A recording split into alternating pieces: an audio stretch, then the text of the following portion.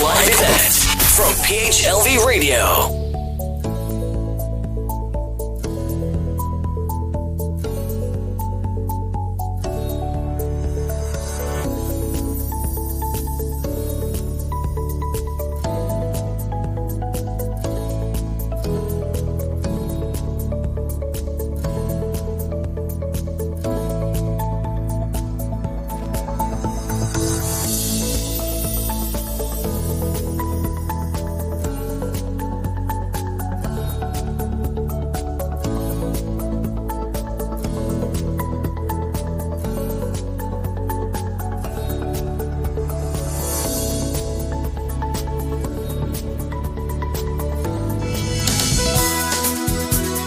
Just like a friend from back home. This is your Filipino radio experience in Las Vegas. PHLV Radio. PHLV Radio.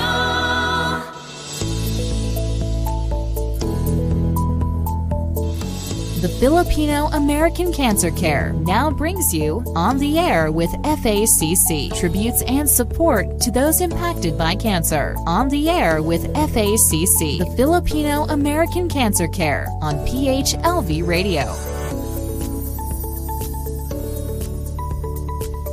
Yes, this is Filipino American Cancer Care on PHLV Radio. Tonight, it's January 6. Wow, Friday. And this is going to be our first radio show dito po sa PHLV Radio for the year 2023. Happy New Year to everyone. Nako, ang kulay ko parang purple. Am I rich? Nakikita mo ba yan? Anyway, ladies and gentlemen, magandang gabi po sa inyong lahat. My name is Josie Moralida Zayman from the Filipino American Cancer Care. Nandito tayo sa PHLV Radio. Siyempre ha, wala kami dito kung wala yung aming station manager, Mr. Johan. On the air with FACC, another special program from our cancer nonprofit organization. Of course, ngayong gabi kasama ko ang isa sa mga board of directors, no? Emerich, I feel like ang tagal na nating magkakilala. Yeah. Oh my Yes. goodness. Oh my God. It's Ladies and probably gentlemen, please welcome. Wala yan si Piolo Pascual. Sorry, Piolo. We have our own Piolo sa Filipino American Cancer Care. And I hope one day, Emerich, na sana manalo ka rin sa pageant. Yan ba ang... Yeah, right? That's one of the goal. I-promote mo yan, ha? Okay. Promote Let's welcome Emerich Richie Vicente. Hello, everyone. Good evening to everybody here in the United States. Magandang umaga po sa Pilipinas and all over the world. Magandang umaga po sa lahat ng Pilipino dyan. We're really excited because Happy New Year. It's 2023. And we have a very good lineup of guest speakers, advocates, survivors, families of the cancer warriors that's out there, and also our caregivers. So we're really excited this year because we have a ton of people that need our help, and we're starting early this year, right? Yes. Josie, Oh my don't goodness. worry. It's gonna be really early. I So, can't believe it. It's 2023. And can you believe that, Emerich? Matanda na rin pala ako. I'm going to be 50 in 2 days. oh my gosh. Happy Sabi- birthday. Happy birthday. Lola na ako.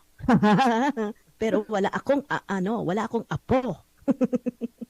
Meron kang si General. Mayroon akong general. Ako po yung for mama. For parent. Paw Legged, parent. Paw parent. mommy. Yes.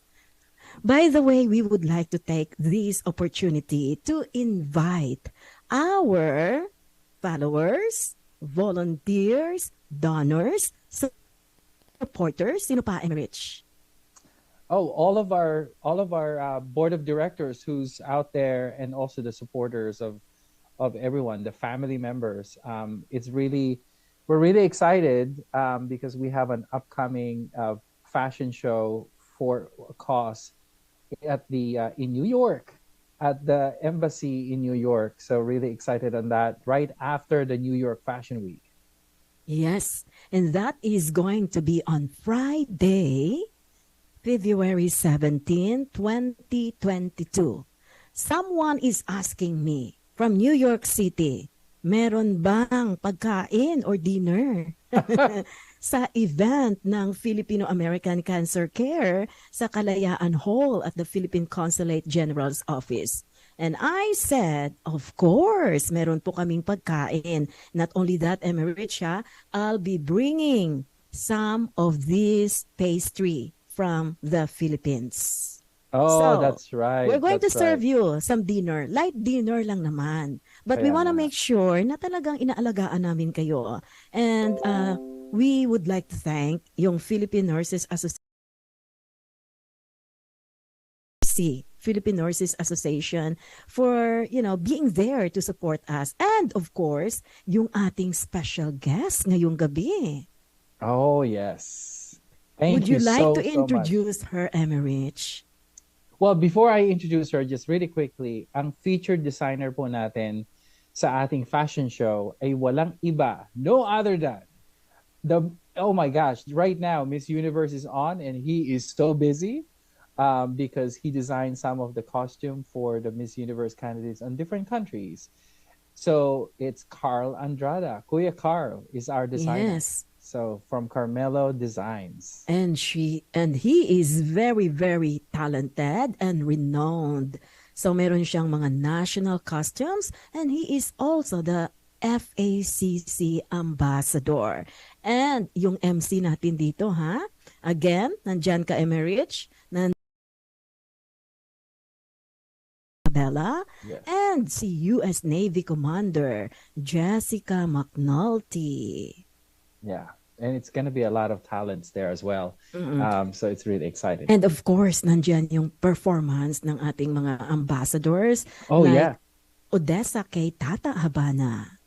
Yes. Excelsa de Jesus Yes, and Mr. Washington, D.C. himself. Dave Valeriano. Yes. Yeah. So I'm really excited to introduce our guest today for tonight. I think we're going to have a really good conversation. It's kind of like on topic because I posted something on social media about this. So it's really interesting. Teka muna, before you introduce her, I would like to know kung ano yung feeling mo, ha? Is this your first time to yes. Do the colonoscopy? Colonoscopy. Yes. Oh my God. The preparation was unbelievable. Is unbelievable. It's 24 hours. But after the procedure, I mean, right now I feel actually during the process, the preparation, I actually felt a lot better in the afternoon because I was like, I feel, light. Para kang natulog. Yeah, it's like you rested, and then now after the procedure, yeah, exactly. You know, Emerich, I've been doing that since I was like 35 years old. And I usually do yung dalawa yan eh, endoscopy and colonoscopy. And I love it. Wow. Pero yung preparation, unbelievable It's talaga. The preparation. Pero everything is okay naman, di ba? Yes, everything was good. Yeah, I was, and they said, I'm glad that you did it. Hopefully there's a lot more of people that's proactive on doing this. So are you going back after 10 years? After 10 years, yes. And then they said, if there's anything that changed on what I feel in my body, just bring it up. I go to my doctors are Johns Hopkins. My PCP are from Johns Hopkins, so they're really good in bringing up different things to me. So okay, now would you like to introduce our special guest tonight? Really excited. All right. So this week we're really excited. She is the Filipino American journalist, and she is going to be an FACC model for our upcoming event in New York. Mariver Montebon. Did I say that right? Mariver will also pay a special tribute to her only daughter, Yani Alnica, who passed away from colon cancer. Mariver is a New York-based journalist who runs her own online magazine. Wait for the name. It's awesome. It's OSM. You pronounce it as awesome, which she co-founded with her daughter, Liani Alnica, in 2012. She also produces and hosts conversations with MM on the digital platform. In 2020, she co-founded Marie Grace Media, a digital media platform, which Grace H. Labaguis. Mariver Montalban was a president of a Fil-Am Press Club of New York in 2018, and in 2019, she set up a nonprofit organization in 2019 called Women's Immigration and Communications Cafe. She was a media fellow from Montclair University Cooperative Media Program for COVID-19 reporting in 2020. Wow. A member of the Theta Alpha Kappa Honor Society, she is currently pursuing her doctoral studies at the Unification Theological Seminary in Manhattan, with a focus on the nonprofit leadership, communications, and diplomacy. Mariver loves black coffee and does a gratitude prayer to propel her day, and which usually starts at noon. Cancer has claimed so many lives, and this is her prayer is that the science would earnestly find and share a potent cure for this evil disease instead of settling on palliative care. So, ladies and gentlemen, without further ado, Mariver Montalban. Welcome, Mariver. Good evening, Mariver.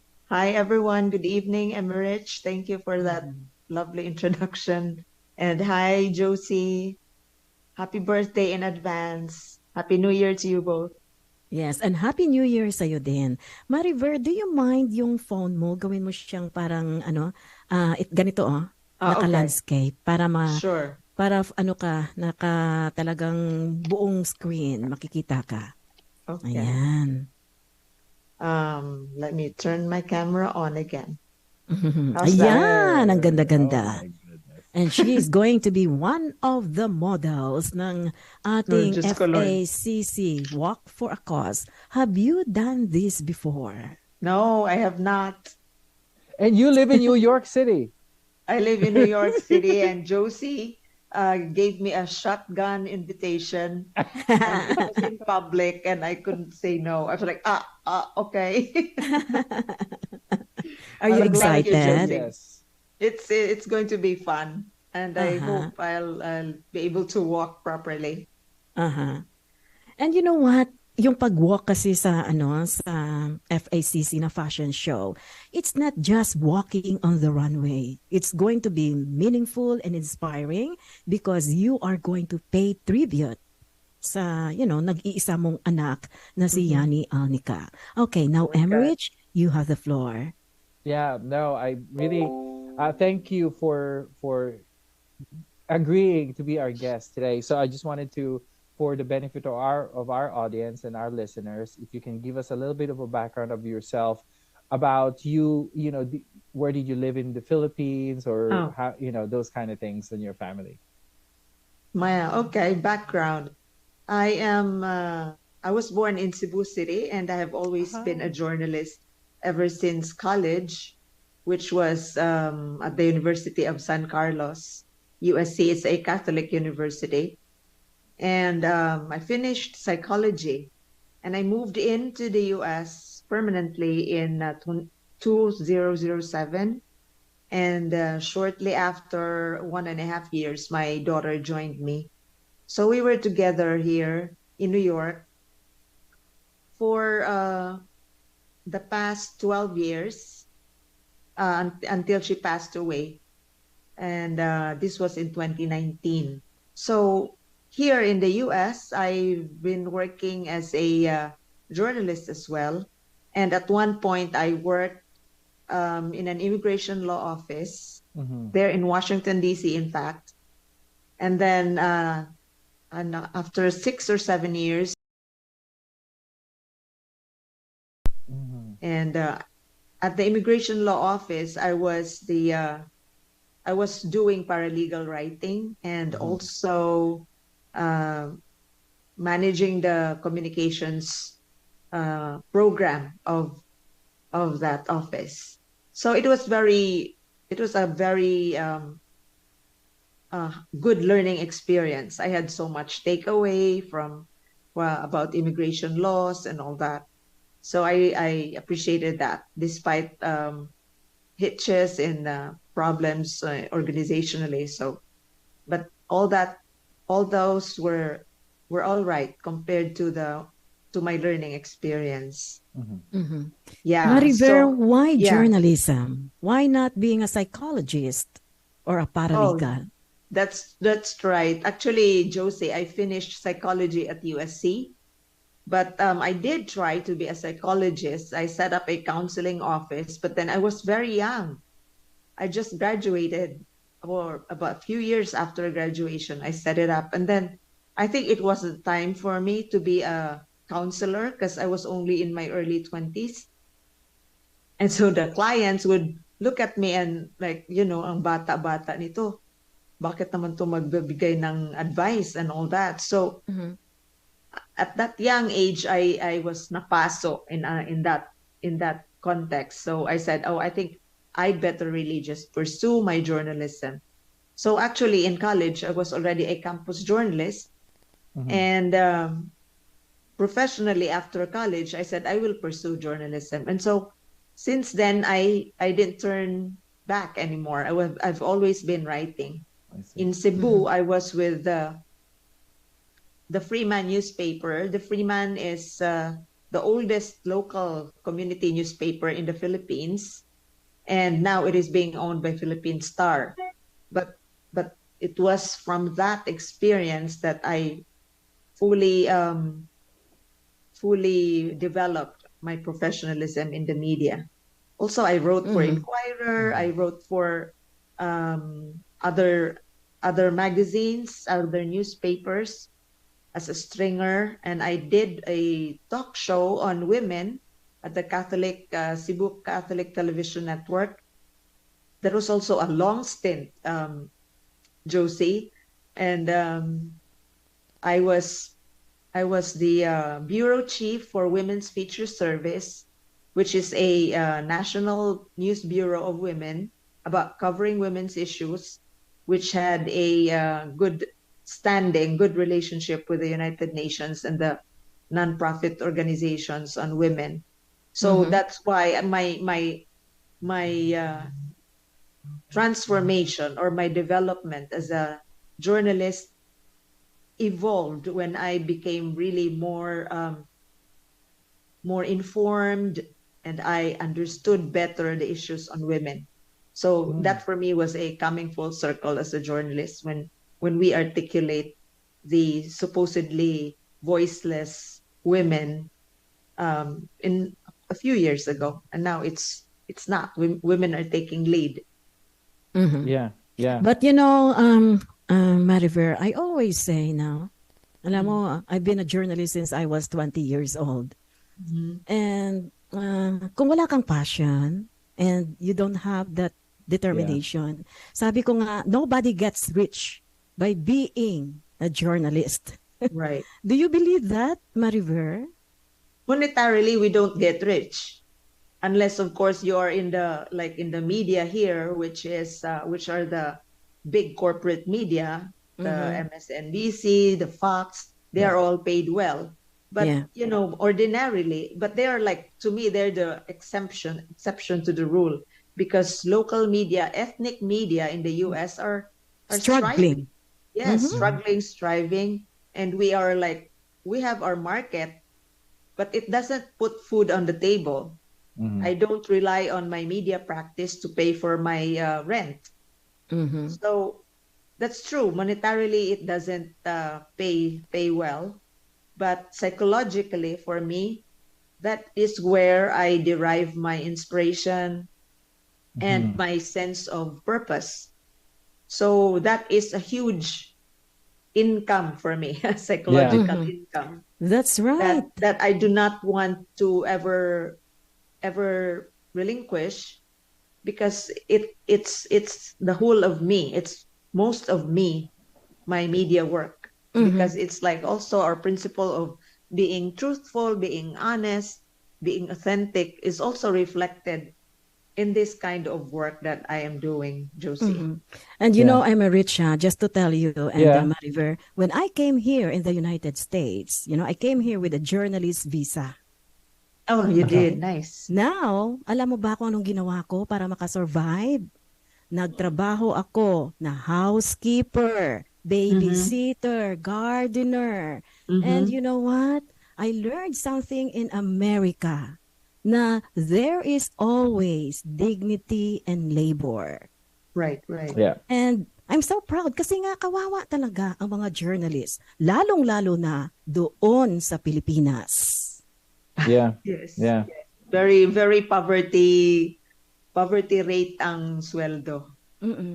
At maraming journalists ngayon nagkakaroon ng cancer. And you remember, I'm a rich, maraming humingi sa atin ng tulong ng mga journalists na may mga sakit na cancer. Is that from the stress that they occur? Well, it's different sources. It's always unique, be, no? Because stress is a stimulant. It's a cause of cancer. Can cause cancer. And not only that, journalism, yung career ng pagiging journalist, it's a very stressful job. Yeah.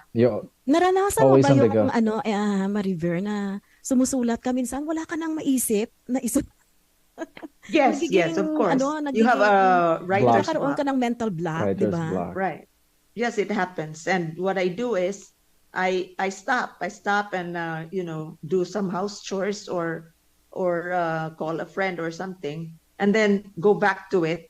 Go back inside your mind to reconcile whatever it is that you want to pursue. Go back to your notes and then continue writing. So it happens. Writing, when you read a very good writing that is swift reading, that is clear in its meaning, that's a lot of effort being put into it by the writer. It doesn't happen like smoothly. Yeah. It goes through a lot of bumps. Yeah, I can only imagine. A roller coaster. Yeah. I just wanted to switch topic really quickly. So, your daughter Yanni, Yes. was she? What was her passion about? Oh, Nikki. We call her. Family calls her Nikki. Nikki. Yeah. Okay. But her friends, her college friends here call her Liani. But in our family, she is called Nikki. So she's also a very good writer. Much better than I could, because she's my editor. Oh. She would critique content and style wise. She would be my critique. And so, but she finished media technology. That's why we created the awesome online magazine in 2012, because like she was in college at that time, and I said, we might as well create our own platform, because I saw the digital media was already beginning to show up at that time. Facebook was there, and then she could create a website and all that, troubleshoot problems digitally because of her course. So we created Awesome Online Magazine. Actually, this was our joint venture, and she was the digital editor. And so it was a very exciting endeavor, because I said, so after your college, I will just hire you, I said. And then she was like, oh, mommy, you owe me so much already. Because like we would joke around, and she'd say, you have to pay me this, you have to pay me that, because it's expensive to have a website designer, right? And the one who maintains your website. So we would joke around, but that was just the beginning of it, and we were so happy. I was feeling very accomplished and proud that we have this online magazine that was writing about the Filipino community here in New York and in the tri-state, and sometimes in Washington D.C. And sometimes I write for that digital media. Yeah. Right. Yes. And so it was not yet so crazy as it is now. We were somehow in the early stage, the pioneering digital platform at that time. So it was great. And so we made our presence felt, and just by constantly going to events that are being organized by different organizations and city government agencies. So that's how we evolved into a digital platform that provides news and features. But then Nikki was diagnosed earlier on when she was still in college. She had thyroid cancer. How But old was she when she was diagnosed with cancer? At the thyroid, she was 19, I guess, 19. And Very so young. I was in Washington, D.C. at that time with my work at the immigration office, law office. And the doctor, Nikki, called me and said, Mommy, I was told that we have to go to the doctor immediately tomorrow. I said, oh my God, that was a red flag. I was like, when doctors call you to immediately see them, that's not good. So I was scared. I couldn't sleep. I said, I cannot wait for tomorrow. So I took the last trip of the bus from DC back to New York, and we were there first thing in the morning, and then at the clinic. And so the doctor told us that she has cancer, but told us that the kind of cancer does not spread.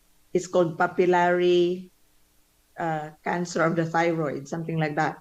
So it just... And that's, yung thyroid cancer, isa yan sa mga cancer na parang madali siyang madali siyang ma-manage. Ma-treat, yeah. So it was her thyroid, the entire thyroid was taken. And and it was a very quick what do you call this, surgery. And she bounced back to life immediately, thank God. So I was so happy. And so this was 19, 20, 21, in her cancer management, it's like 3 years she's being monitored. And for 3 years, she also had radiation therapy every year. Yeah. And then she was declared cancer-free on the 3rd year. So we were happy. We were celebrating that day that she was given the pink bill of health. Yeah. But when she was 25, I noticed that she was becoming pale, maputla, and then hindi naman siya pumayat, maputla lang siya. And so at one point, I was in New Jersey. I was covering a book launch, and then she called me and said, Mommy, I said, what happened? I was told because she went to urgent care, and urgent care told her that your hemoglobin is very low. You have to have a blood transfusion. She was feeling dizzy. Oh, you mean to say siya, anemic? Oo, na-anemic na siya. This was 2017. And so, anemic siya. So, she was immediately, sabi ko, go immediately to the hospital. I'll meet you there. So, I asked my 2 friends to go with her because I was scared what happened na masyado siyang maputla and all that. So, she was given blood transfusion and she got better. But then the doctor suspected bakit tumababa pa rin ang kanyang hemoglobin despite the transfusion after several weeks. And then so the doctor just did a wise guess, not where is the bleed. So her gastro system was being checked. So yun na yung nagpa-colonoscopy siya upon the order of the doctor who's taking care of the iron, the hemoglobin. And so when that colonoscopy happened, in fact, mas una pa siyang nagpa-colonoscopy sa akin. Yeah. which was very unlikely for a 25-year-old. 25 na mag-colonoscopy. Pero sumama na rin ako, nagpa-colonoscopy na rin ako dahil I might as well because I was with her. So the next time, ako na naman ang sinamahan niya. But then the result was so scary kasi ang daming polyp. It's really covering her entire intestine, which looked so scary. Yung parang mga pink na mga bilog-bilog. Yes. Even the face of the doctor was alarmed. So if you have a face ng doktor na ma-alarm ka rin. And not only that, napakabata pa niya para magkaroon ng maraming polyps. Precondition for cancer. Kasi one or two of those polyps could become malignant. So the doctor was telling us to have the intestine removed before a cancer develops. And so we were scared, of course, and then eventually patuloy pa rin yung kanyang yung kanyang blood transfusion, but now we realize that the anemia was caused by yung mga polyp. Kinakain niya lahat ng mga nutrients kaya naging anemic ang tao. So walang napunta sa alam katawan. Niyo ba, I'm sorry, karamihan sa mga taong may cancer, I'm not trying to threaten everybody, pero dyan nagsisimula. Yan ang isa sa mga parang symptoms ng cancer. Yung mga polyps. Not only that, yung anemic ka. Kasi in my case, doon ko rin nalaman na anemic ako, and later on, I found out meron pala akong cancer. Kasi sila, yung mga tumor, sila yung mga kumakain ng mga nutrients ng katawan, right? So that's what happened to her. So in 2018, Nikki had her major surgery which lasted for 13 hours. Yun yung tinanggal ang buong I can't believe that. Oh my gosh. Buong intestines. And I was very scared. That was the most nakakatakot na panahon sa buhay ko. Kasi 13 hours yung and surgery. You are a single parent, right? Yes, I've been alone. Kami lang laging dalawa sa bahay, sa apartment. But then I have my folks here, my uncle, my mom's younger brother is on Long Island. Meron din siyang mga cousins. So I have older folks. Pero yung ganito ka critical na case, na problema, it's like this was everybody's first time. Yeah. So after the surgery, Emrich and Josie, December 26, I remember that, the doctor referred us to an oncologist kasi sinabi niya, yung surgeon, na meron siyang nakitang malignant na hindi magandang looking na polyp. And so nirefer na niya kami ng oncologist to have that polyp biopsied. And on December 26, pinalipas lang nila yung Pasko. We went there and we were told that she had 4th stage colon cancer.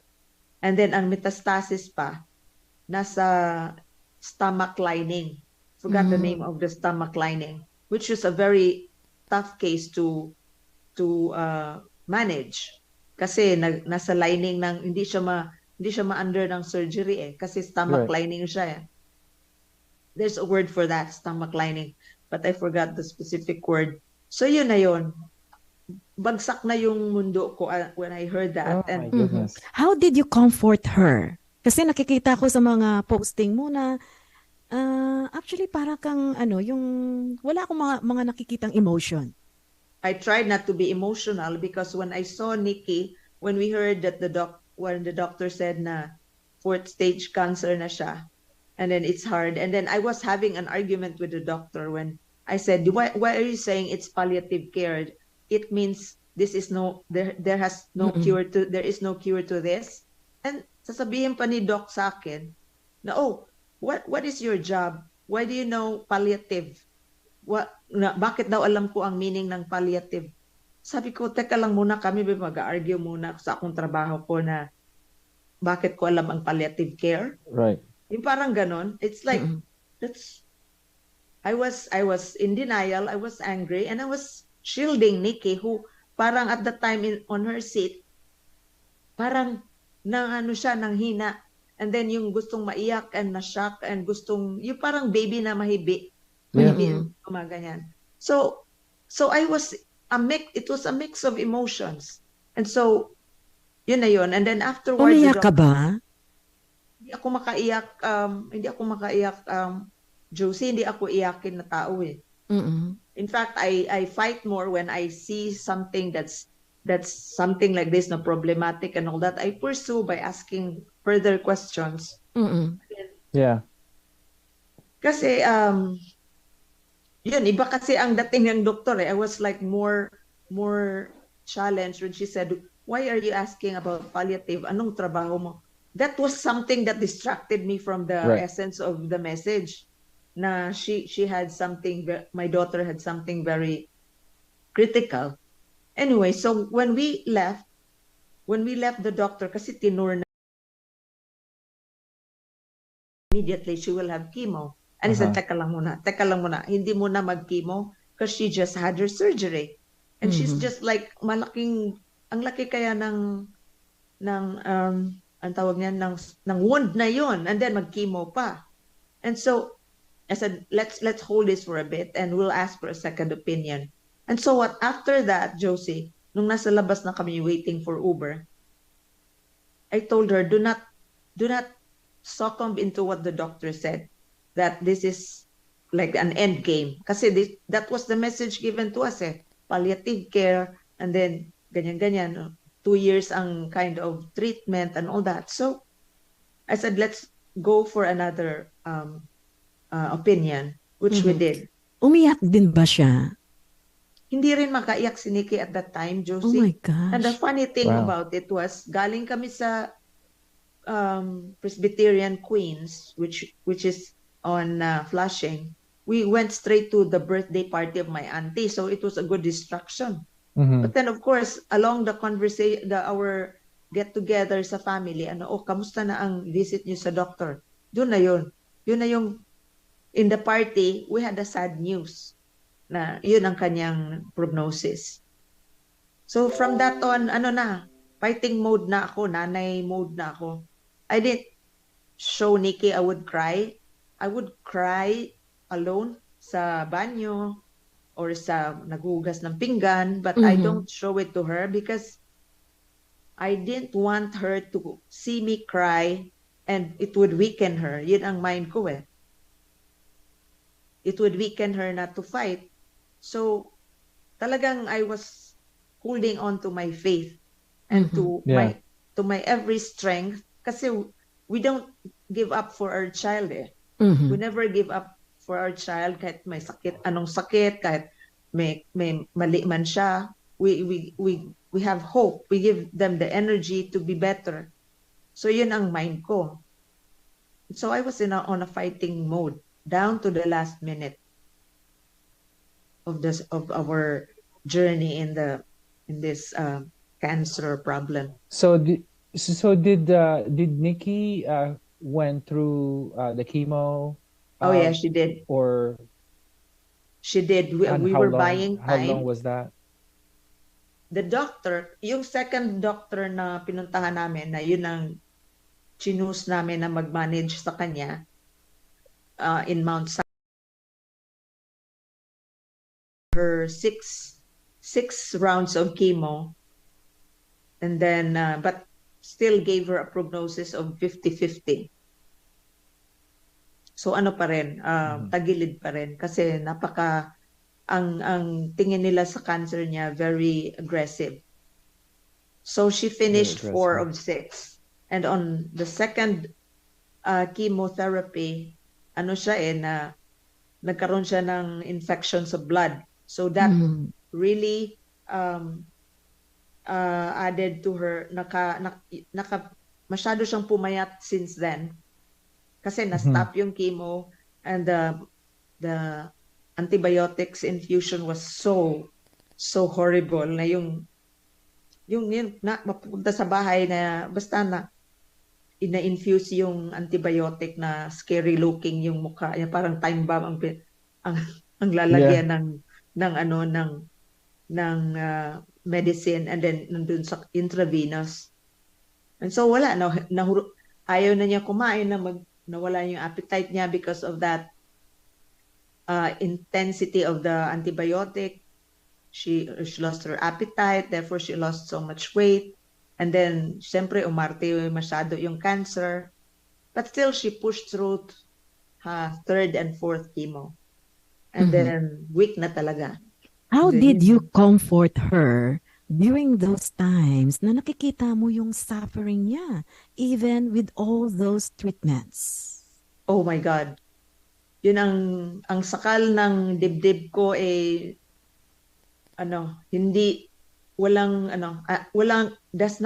cannot be compared with anything else.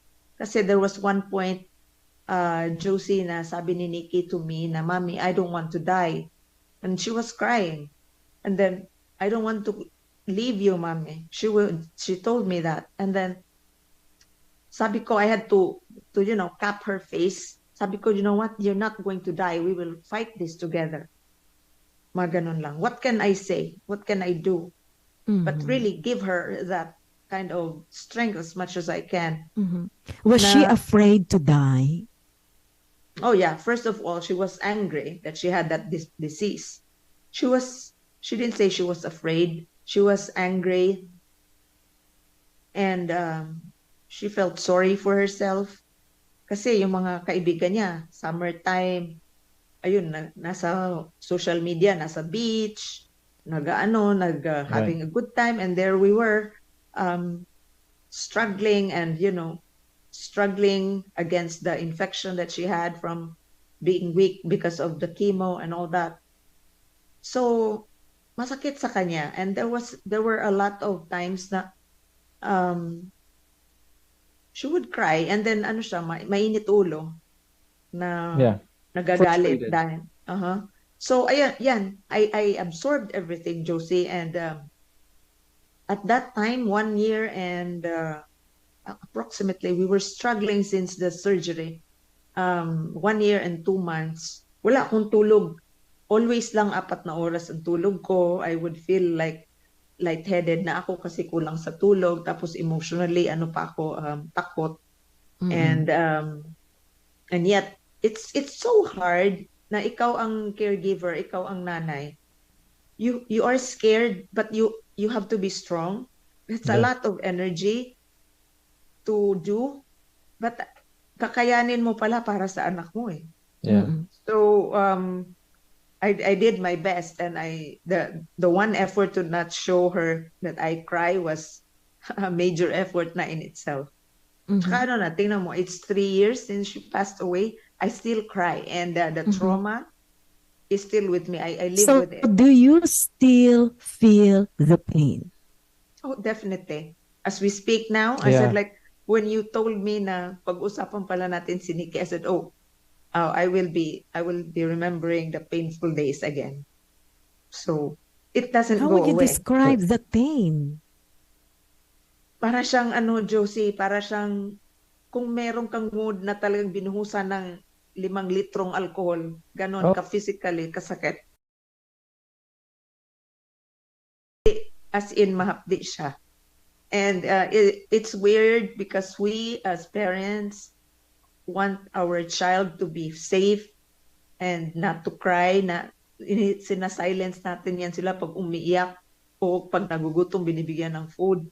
Pero I felt helpless na nagkasakit siya, and I see her deteriorate physically, na nawalan siya ng lasang gustong kumain, nawalan na siya ng nahirapan na siyang mag-walk and all that. It's hard. It's really hard to see that na ang anak mo ang nangyari na ganon. Yeah. So it's a daily thing for me. I wake up to it, I sleep with it. So mahirap yan sa mga sinasabi nating naiiwan.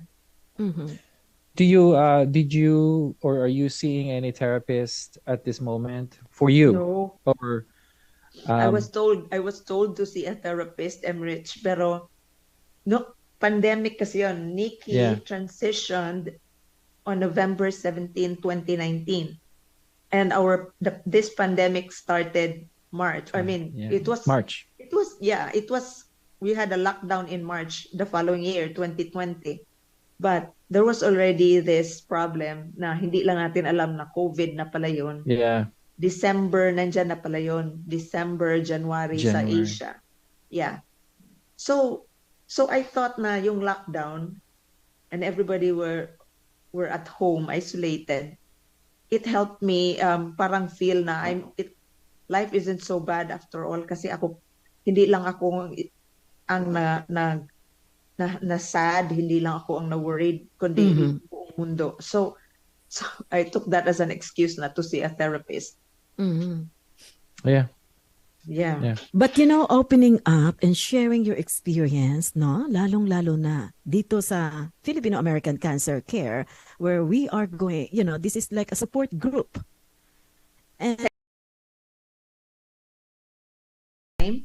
I remember you reaching out at nagbigay kayo ng financial support sa amin. That was really truly appreciated. Nakikita rin naman yun ni Nikki na the community, akala natin dito sa US very individualistic na ang mga tao. But paradoxically, ang mga tao tumutulong. At in what way can they help? Hindi naman nila only through nag-order, nagpapatawag sa bahay. What does Nikki want to eat? Mga ganon. And then some people would send us money, would send us anything, cards and all that. So I really felt the love. That's a good side of it. Na nakikita mo yung sympathy ng tao to feel my pain, to feel her pain. And Marivir, your story tonight, and I'm taking this as a lesson and learning from your experience. And I'm sure there's a lot of listeners, and if they haven't find the video yet, they probably gonna do it later on. They'll find this information, and for a mother like you took care of your daughter to the last minute, from the day that she felt that pain, that dizziness, going to the doctor for the thyroid, that journey first, and then after 5 years, the next one. You being there, some of the parents has no idea, and people, they're probably going to the doctor right now or got a call from the doctor right now and saying that we need to meet ASAP, and they don't know how to proceed. I think your lesson is really helpful. This is advocating for a lot of people, and we thank you. Sharing your story, the cancer journey of your daughter will actually save lives. Diba? Powerful. And the only way to prevent cancer is to be an advocate din. Right. I believe that we should be very conscious of our bodies kasi ang lesson learned lang doon kasi you have somebody so young. Nikki already had her symptoms, but she did not share with me kasi meron palang nag-bleed pala siya, meron siyang bleeding sa stool na hindi niya sinasabi. Sabi ko, when the doctor saw the result of the colonoscopy na maraming polyp, so the doctor asked, wala ka bang dugo sa bowel mo? Sabi niya, meron. Sabi ko, anak, why did you not tell me that you had that before? Ma'am, I didn't know that it was in the bowel. Akala daw niya, menstruation lang niya yon. Kasi yung menstruation naman niya is irregular. So pag nagkakaroon siya ng ganun, she actually feels happy kasi nag-menstruate daw siya. Pero hindi pala. So yung mga ganun, you are... Oh my gosh, that's huge. Yes. So if you have that, when you go to the banyo and nandun meron kang stool na may blood, you have to, that's a red flag. Yeah. People must know it's not just that. hemorrhoids. Yeah. So you don't take chances. Now, ang aking nakikita, she was unaware, and also that made me not unaware as well, na meron nagpapakita na ng symptom ang katawan na lang, pinabayaan lang for quite a time. So that is something we should not do. We should always listen to our body. So yun lang aking In fact, I told, kasi nagkaroon ng 3 gabing wake si Nikki eh. So nandun lahat yung mga old friends niya in college, and then yung mga friends niya sa kanyang women's group nandun din, at tapos yung common friends namin sa family. So I gave the message na always, young people, try to listen to your body and not take it for granted. Na it's not because bata kayo okay lang lahat, kasi irregularities happen and we never know. Pag katawan mo na yan, you have to listen to it. So that was just my message on that first night of the wake.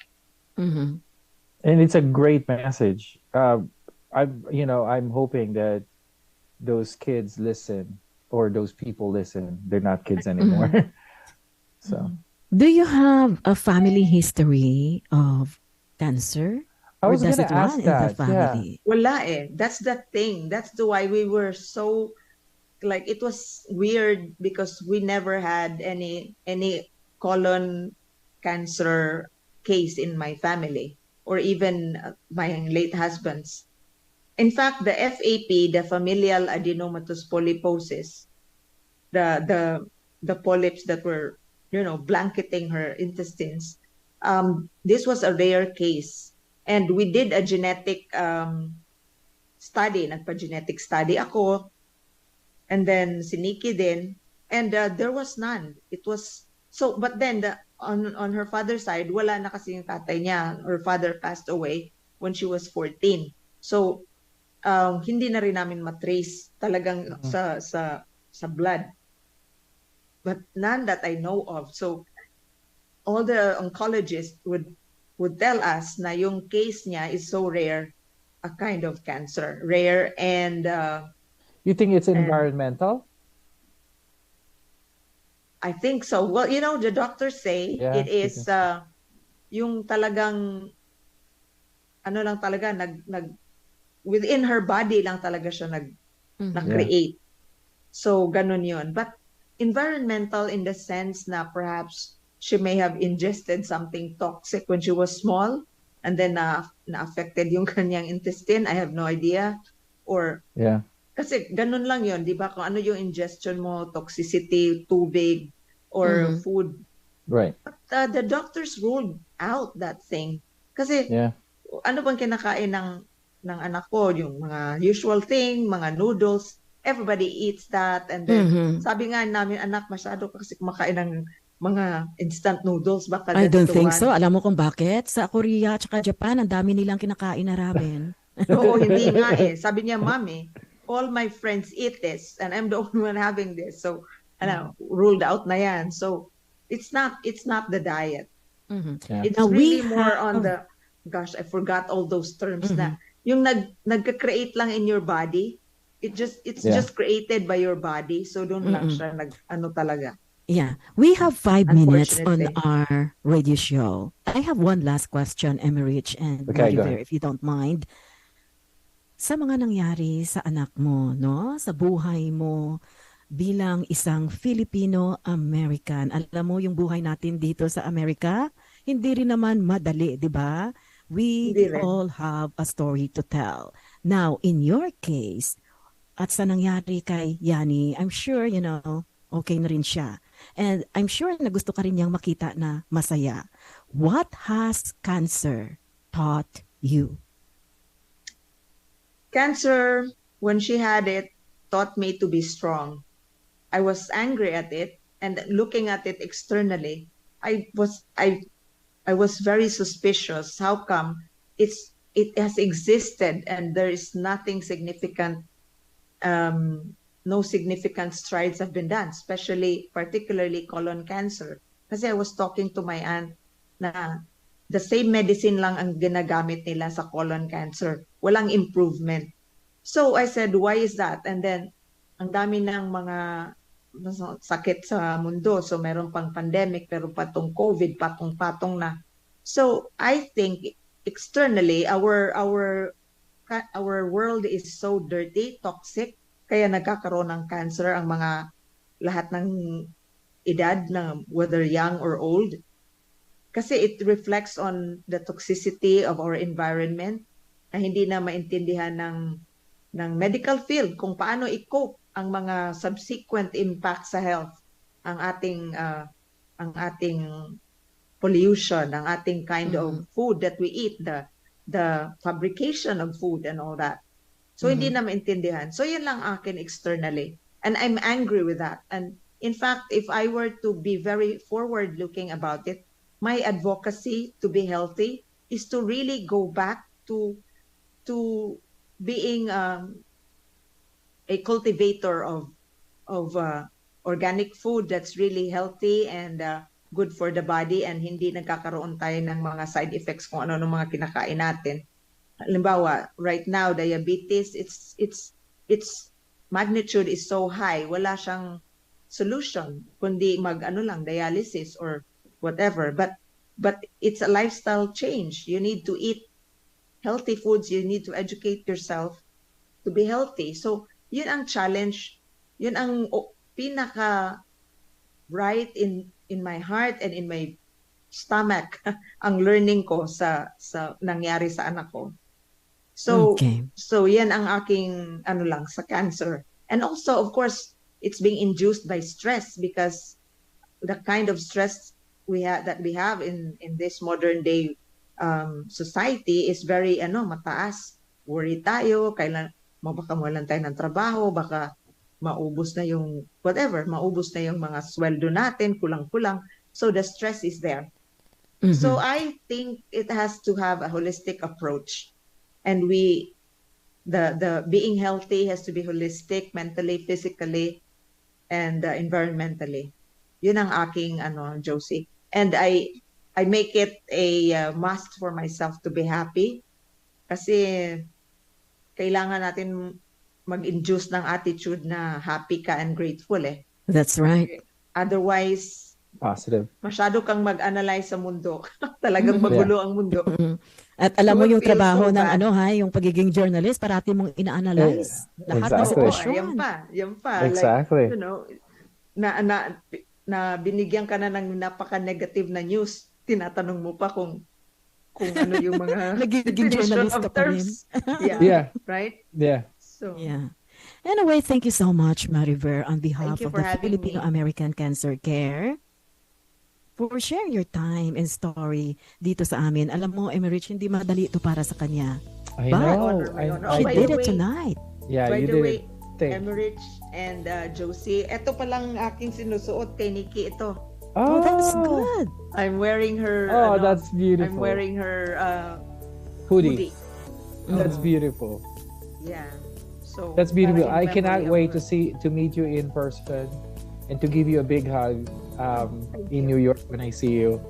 Thank you again. Yeah, and I can't really wait to see her walking on the runway, huh? I'm sure, alam mo, my daughter would be laughing. Si Yani, no, I think you are going to be like, fine. oh, there's my mom again.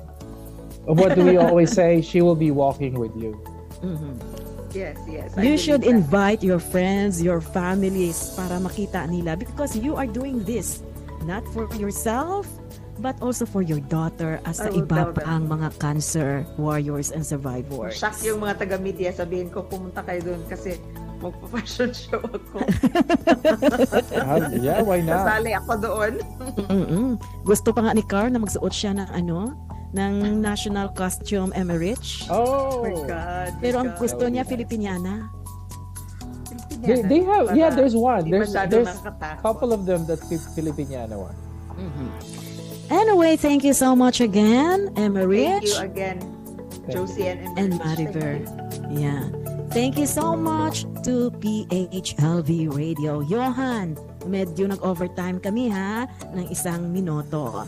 But again, sa ating mga tagapakinig dito po sa Filipino American Cancer Care, PHLV Radio, Las Vegas, thank you so much. And let's always support the fight against cancer. Am I Rich? Yep, thank you. Have a good one. Thank you so much, Mariver. Bye-bye.